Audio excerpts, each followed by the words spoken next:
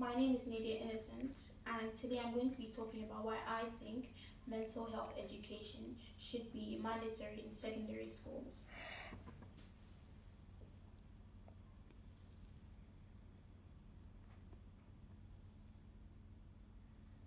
Now, does anyone remember being taught how to manage their panic attacks, or maybe how to talk about anxiety, or even how to recognize when your mental health is spiraling? Anyone? I didn't think so. Thing is, we were taught how to write essays, we were taught how to solve math equations, and we were taught how to memorize important historical dates.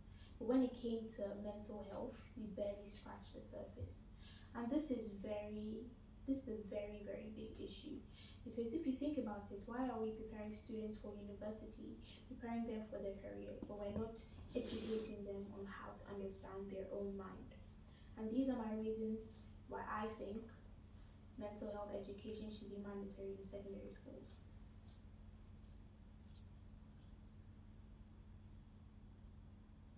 Now, it improves students' well being.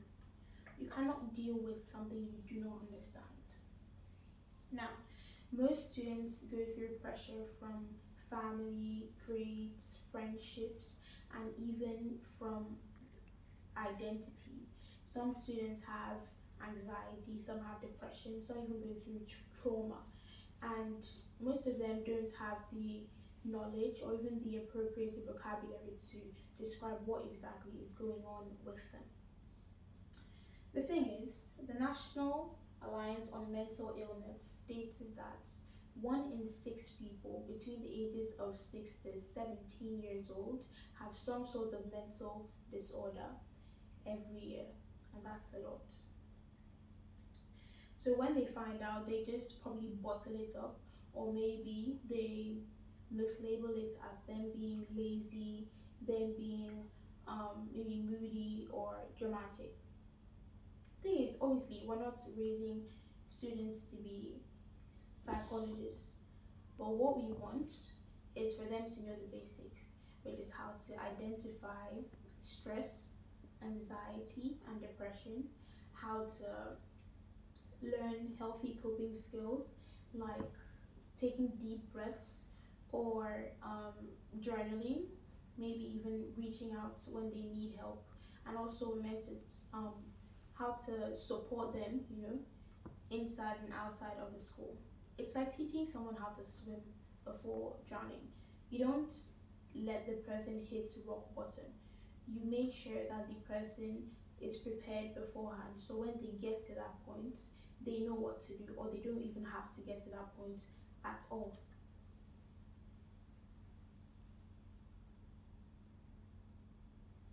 Another reason why I think mental health education should be mandatory in secondary schools is because it reduces stigma, rather.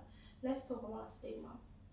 Now, most students find it easier to say I have a cold than they do to say I'm mentally exhausted.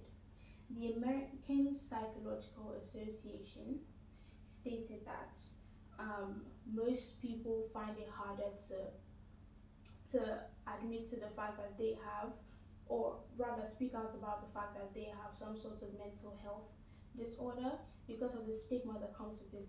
And that's why 75% of the youth with depression go untreated, because they feel like when they speak out, they're going to get judged for it. Especially teens, they feel like they're going to be discriminated, they're going to be left out of stuff, or maybe they're going to be labeled quote unquote weak. But the thing is, mental health disorders are very common, but they also can be treated. If we normalize mental health education being part of the students' curriculum, they are more likely to be open about their emotions. So we can reduce the amounts of youth with mental illness that actually go untreated yearly.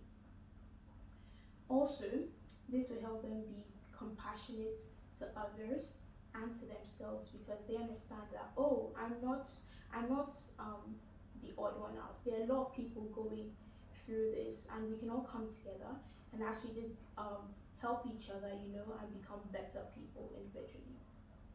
Now, when this happens, there's a shift culturally. So instead of having the old tough guy mindset, like you have to,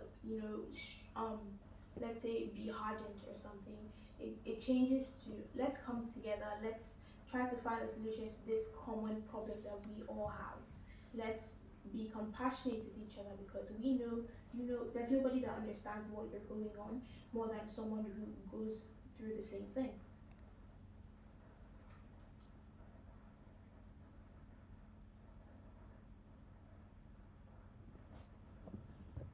Now, let's talk about the parts that the schools actually care about, the academic performance aspect.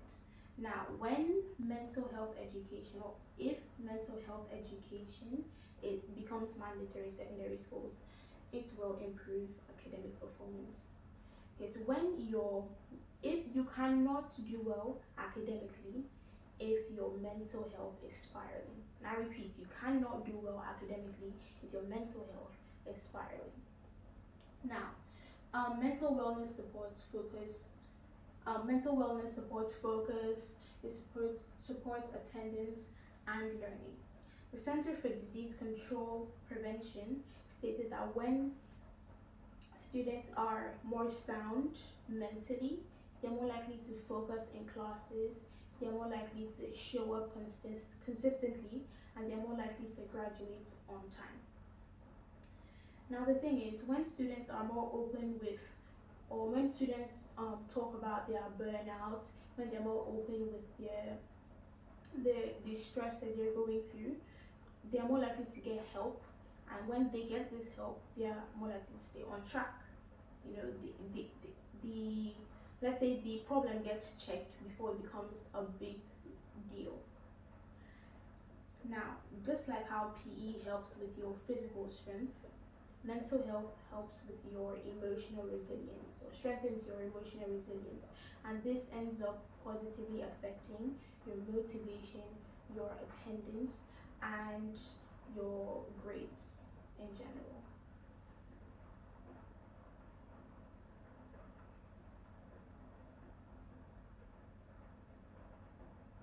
In conclusion, mental health education, it empowers, it protects, and it supports students.